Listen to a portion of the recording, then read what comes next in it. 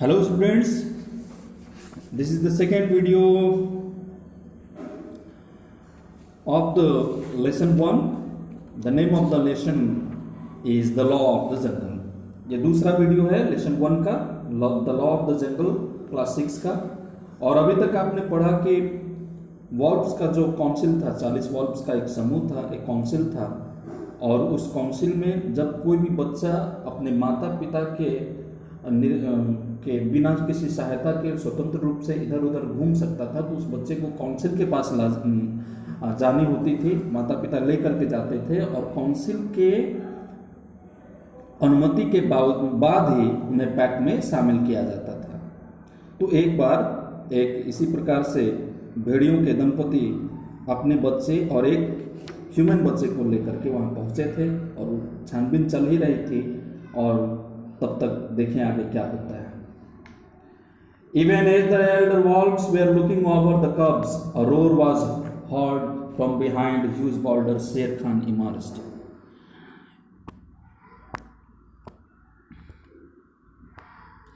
ये देख सकते हैं आप पिक्चर में, शेर खान आ गया है। A roar was heard from behind huge boulder. तभी एक बड़े से पत्थर के पीछे से शेर खान आया। शेर Khan emerged and exclaimed aloud. शेर खान आया और उसने बड़े ही जोर आवाज में जोर से कहा, This man cub is mine. ये मानव बच्चा मेरा है। A man cub is of no use to your wolves and the free people.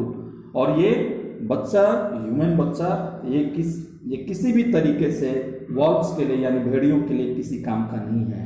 Some young wolves found logic in शेर खान्स word. कुछ वॉल्व्स को शेर खान की बातों में दम लगे।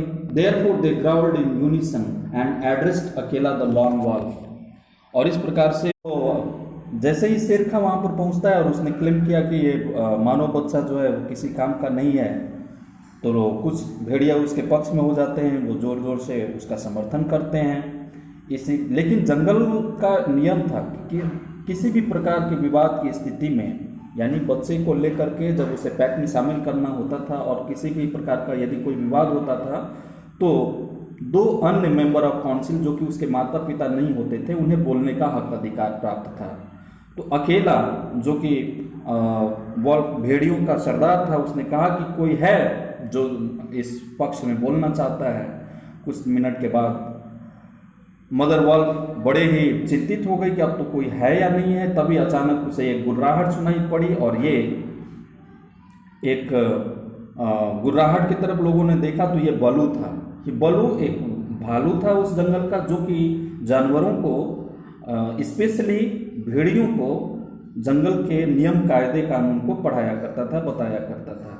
तो बलू जो है वो खड़ा हुआ और उसने कहा कि मैं इस मानव के बच्चे यानी मोगली को जंगल के नियम कानून बताऊंगा, नियम कानून सिखा दूंगा और मुझे उसे अपने पैक में यानी भेड़ियों के पैक में, भेड़ियों के समूह में रखने में कोई आपत्ति नजर नहीं आती है। अब भेड़िए उस बलू की बात को सुनकर के किसी के भी मन में अब उसकी बात को टालने का नहीं हुआ।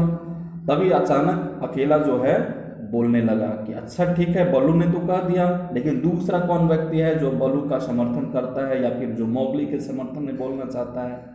तभी एक दूसरी आवाज़ सुनाई दी और ये बघीरा था, जो कि एक पैंथर था। उसके शरीर पर धारीदार चिन्ह थे।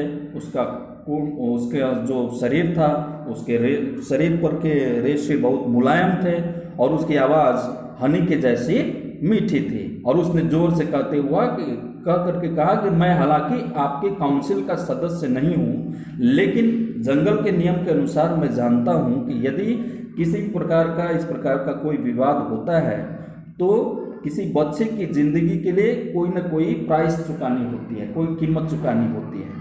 तो मैं काउंसिल को अपने द्वारा मारे गए एक ऑक्स यानी बैल को मैंने बैल का शिकार किया है, मैं वो शिकार काउंसिल को देता हूँ यदि किसी को कोई आपत्ति नहीं है। लेकिन शर्त यही है कि मोगली को जो है भेड़ियों के पैक में, भेड़ियों के समूह में शामिल किया जाए।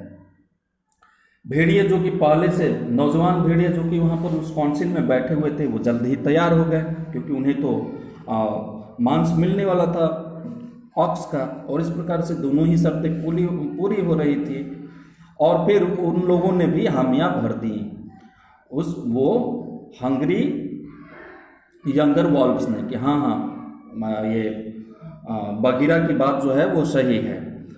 तो अब ये नेक्ड आदमी, ये जो नेक्ड बच्चा है, इसकी भी कोई आवश्यकता नहीं है, और इस प्रकार से वो शामिल कर लिया गया। लेकिन शेर खां जो कि वहाँ पर खड़ा होकर के सारे दृश्यों को अपने हाथ से जाता हुआ देख रहा था, सारे बाजियों को, वो वहाँ से गुर्राता हुआ चला गया और उसने सबको बाद में देख लेने की धमकी दे डाली।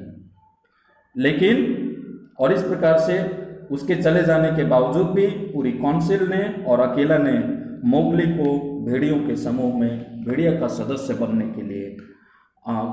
की घोषणा कर दी, और इस प्रकार से मोगली भेड़ियों के समूह का एक अभिन्न हिस्सा बन गया। अब मोगली एक परिवार बन गया था। वो हमेशा अपने माँ और पिता यानी माता पिता भेड़ियों के साथ जो है वो पढ़ने लगा था, वो शिकार करने के गुर सीखने लगा था, और उसका एक भाई भी बन गया था, उससे बड़ा भाई जिसका कि नाम ग्रे था, वो एक भेड़िया था।